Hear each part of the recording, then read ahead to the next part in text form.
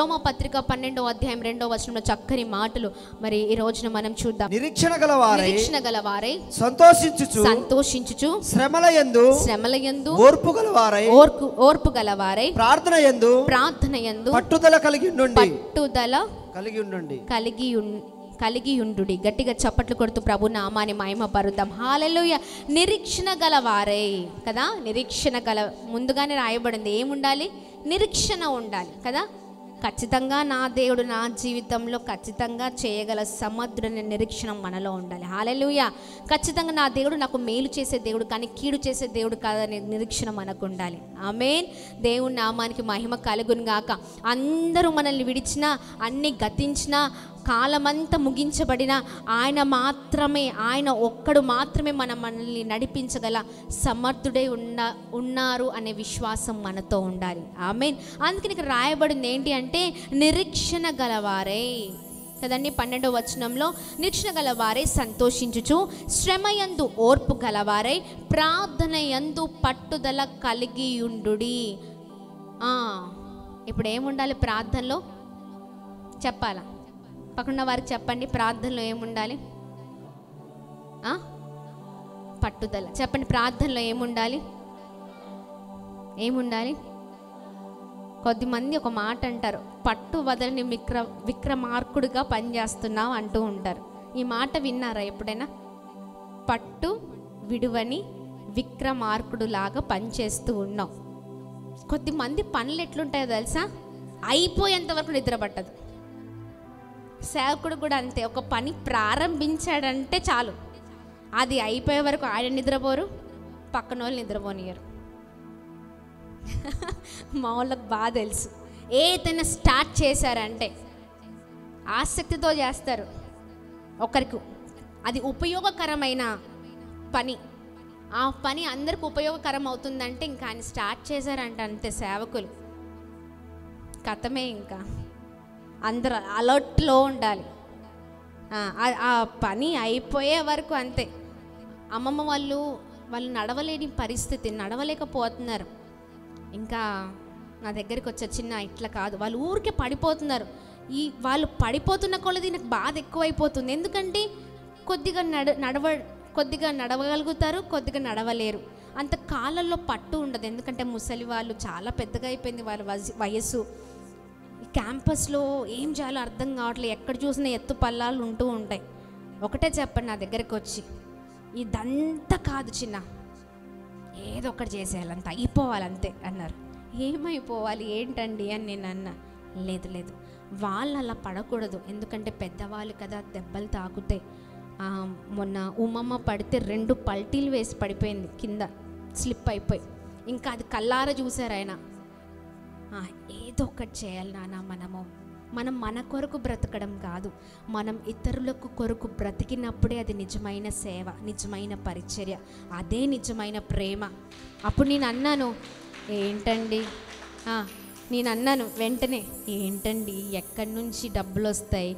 పోనీ డబ్బులు ఉన్నాయంటే మీరు మాట్లాడుతున్నారంటే ఏదైనా అర్థం ఉంటుంది, కానీ ఇప్పటికిప్పుడు చాలా ఖర్చుతో కూడింది కదా, ఒక దాని తర్వాత ఒకటి చేస్తున్నాం కదా, ఒక పని ఇంకా ముగించబడలేదు, మరొక పనా అని లేదు.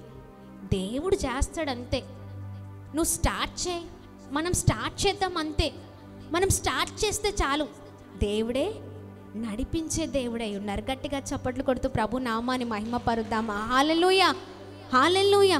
నేనేమో లేదండి, ఆల్రెడీ ఒక పని అవుతుంది కదా, మరొక పని పెట్టుకుంటే మనకు రిస్క్ అవుతుంది, వద్దండి అంటే లేదు, చెయ్యాలి అంతే. ఇంకా అది కంప్లీట్ అయ్యేంత వరకు అస్సలే నిద్రపోరండి. మా ఒళ్ళులన్నీ అలసిపోవాల,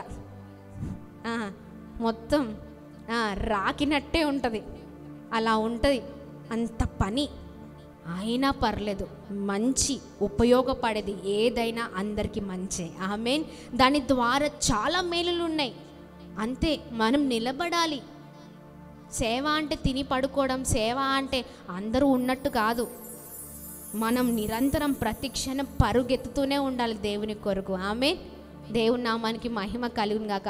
ఆయన కూర్చోనియరు, పడుకోనియరు, ఇంకా అంతే. అసలు ఆల్రెడీ వాష్రూమ్స్ అవన్నీ కూడా మేము అమ్మమ్మ వాళ్ళకి ప్లాన్ చేసాం, ఇంకా దాంట్లోనే ఉన్నాం. వెంటనే మట్టేసేయండి, యాష్ తీసుకొచ్చేయండి అన్నీ అంటుంటే నేను ఆశ్చర్యపోతున్నాను. ఏంటి అసలు ఏం చేద్దామని ఫిలిప్ని, ఏంట్రా ఇదంతా, ఏం చేస్తాడ్రా మీ అన్న అసలు అంటుంటే ఒక నవ్వు నవ్వాడు అంతే. నిజంగా ఎంత పట్టుదల అంటే వారు పడిపోవద్దు, వారు చక్కగా నడవాలి, వారికి ఏ ఇబ్బంది కాకూడదు, వారు మంచిగా ఉండాలి. ఇక్కడ ఉన్నవారు అనాథ శరణాలయంలో ఉన్న తల్లులు, పెద్దవారు, చిన్నవారు కావచ్చు, మరి వృద్ధాప్యంలో ఉంటున్నవారు మంచి రీతిలో వారంతా కంఫర్ట్గా ఉండాలి. అప్పుడే మనకు బ్లెస్సింగ్ నానా అని చెప్పారు. స్టార్ట్ చేశారండి అంతే, ప్రార్థన చేసుకొని స్టార్ట్ చేశారు అంతే. ఆయన ఎక్కడికి వెళ్ళినా ప్రార్థనతో ప్రారంభిస్తారు, ప్రార్థనతోనే మాట్లాడతారు ఎదుటి వ్యక్తులతో కూడా అంతే. ఎవరి హృదయమైనా కట్టబడుతుంది. గట్టిగా చప్పట్లు కొడుతూ ప్రభు నామాన్ని మహిమ పరుద్దాం. హల్లెలూయా, దేవుని నామానికి మహిమ కలుగును గాక. ఈరోజు చూస్తే అద్భుతకరమైన వాతావరణం క్యాంపస్లో కదండి. చాలా భయంకరంగా రాళ్లతో నడవడానికి ఇబ్బందిగా ఉండే ఆ స్థలం అంతా కూడా చక్కగా తీర్చబడింది. ఆమేన్, దేవుని నామానికి మహిమ కలుగును గాక. ఇంకా అది అయిపోయే వరకు ఆయన నిద్రపోలేదు. నిజంగా చూడండి, ఎందుకు ఈ మాటలు చెప్తున్నానంటే మనము చేసే పనిలో కానీ ప్రార్థనలో కానీ పట్టు ఉండాలి. ఆమేన్, దేవుని నామానికి మహిమ కలుగును గాక. చాలామంది ఏం చేస్తూ ఉంటారో తెలుసా, ప్రార్థన చేస్తారు, ఆ ప్రార్థనకి తగిన ఫలితం రాకపోతే మధ్యలోనే ప్రార్థన ఆపేస్తారు. ఇలా ఎంతమంది చేశారు? ఒక కార్యం కొరకు ప్రార్థన చేస్తున్నారు, లేకపోతే పిల్లలు కావాలని ప్రార్థన చేస్తున్నారు. కొన్ని కుటుంబాలు పిల్లలు లేరండి అని మాట్లాడుతూ ఉంటారు. వారు ఏం చేస్తారు తెలుసా, వారు చేసే పని ఏంటో తెలుసా, పిల్లలు లేరు అని చెప్తూ ఉంటారు, వారి నోటితో మాత్రం కొద్దిగా ప్రార్థిస్తారు. ఒకవేళ వారు అనుకున్న టైంలో పిల్లలు పుట్టకపోతే ఏం చేస్తారో తెలుసా, అసలు ఆ ప్రార్థన చేసే కొంచెం ప్రార్థనని కూడా వదిలేస్తారు. మళ్ళీ దేవుని పైన కొద్దిమంది నిందేసేస్తారు. ఏంటో తెలుసా, దేవుడు ఏం చేశారు, అంతేనా, దేవుడు ఏం చేశారు, ఏం జరిగింది, ఇలాంటి నిందలు. చూడండి, మన జీవితంలో మనము ఆ కార్యాన్ని చూసేంత వరకు కూడా పట్టు విడవకుండా ప్రార్థించే వారిగా ఉండాలి. గట్టిగా చప్పట్లు కొడుతూ ప్రభు నామాన్ని అందరం కలిసి మహిమ పరుద్దాం. హల్లెలూయా.